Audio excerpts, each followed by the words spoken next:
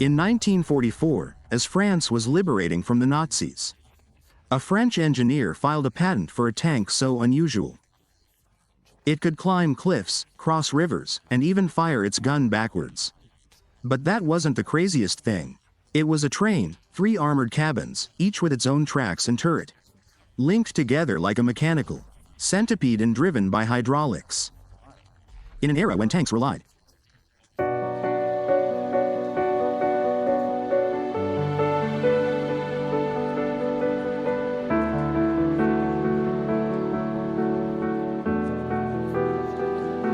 on pumps, gearboxes, and strange mechanical devices.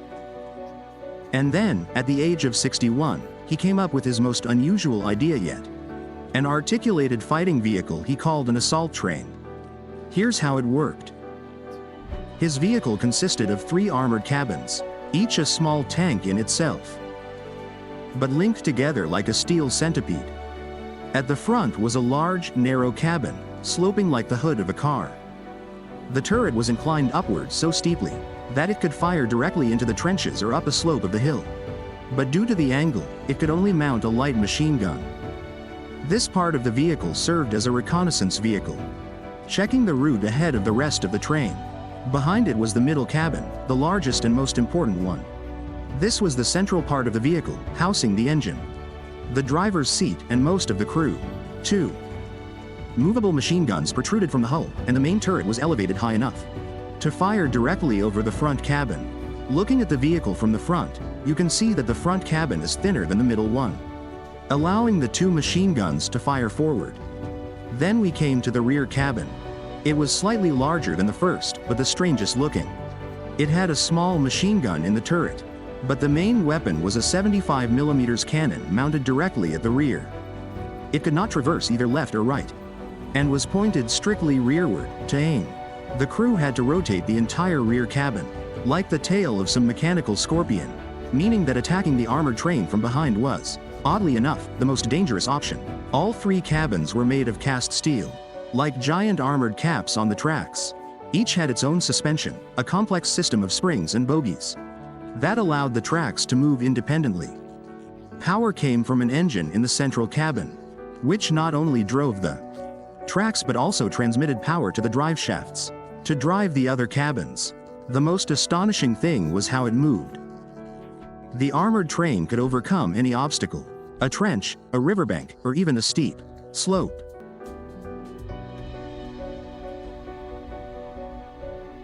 But perhaps the most remarkable thing about the assault train was not its unusual armament, but its ability to fold along its entire length.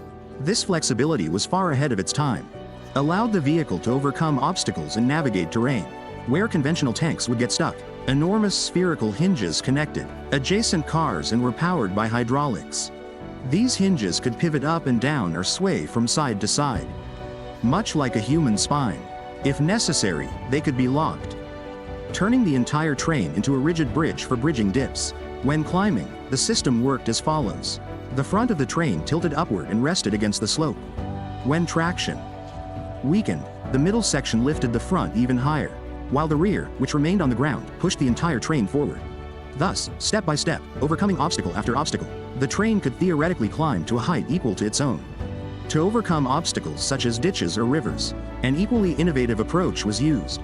The front of the train extended forward, while the rear provided balance and support. In this way, the train steadily moved forward, traversing terrain that would be impassable for conventional tanks. In theory, this capability gave the assault train a strategic advantage over the Allied tanks of the ocean powers at the time. It could overcome any obstacle.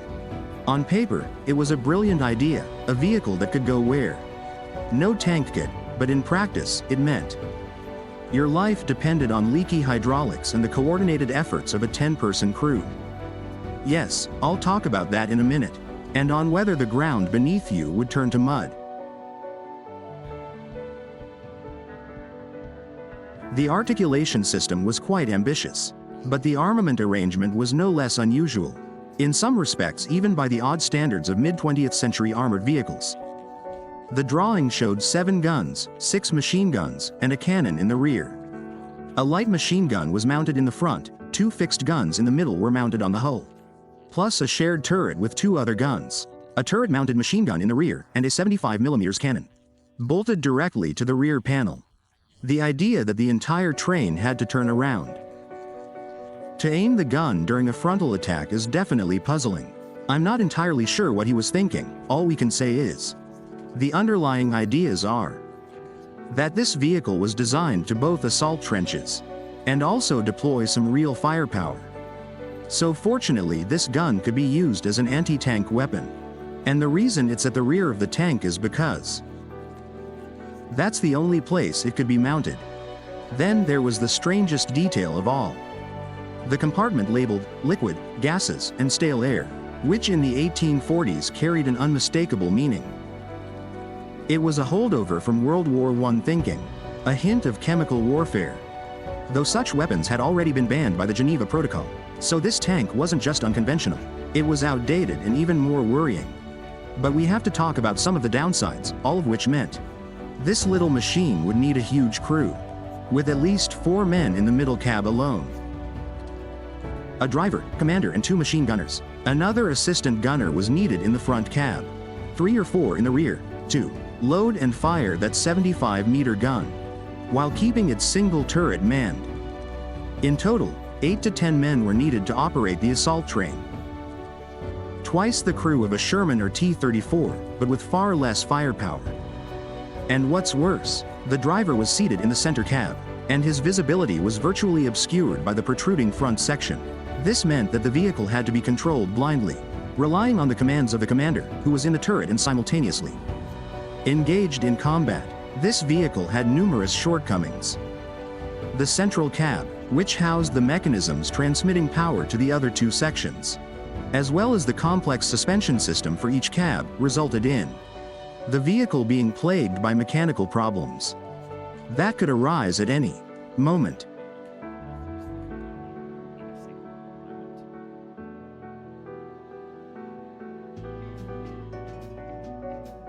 In the end, the assault train remained on paper. The patent was granted in 1951, many years after the end of the war, and then conveniently forgotten. The reasons were obvious: it was too complex to manufacture, incredibly difficult to operate and maintain, and its crew required more people than most heavy tanks of the time. The hydraulics, which looked well designed on paper, clogged with mud, froze in winter, or leaked under fire. Commanders would have had a hard time coordinating the actions of 3 cabins, 10 men, and a rear-firing gun. But as impractical as this design was, it offers a glimpse into the mind of its creator. He wasn't a renowned designer or military genius. He was simply a man who had lived through World War I and the chaos of World War II. And he decided to create something radically new, drawing on his experiences in World War I, during which he witnessed the devastating consequences of trench warfare and the stalemate it led to. He attempted to create a vehicle that would overcome these traditional obstacles. Perhaps he was inspired by the need for innovative solutions that could change the course of battle. He imagined a centipede tank that could climb cliffs and cross rivers. This vehicle could solve the age-old problem of breaking through enemy defenses and turn the tide of war, something France desperately needed in both world wars. He died in Paris in 1947, never knowing that his strangest idea would one day surface in dusty patent archives. Today, it's not just a fighting machine, but a reminder.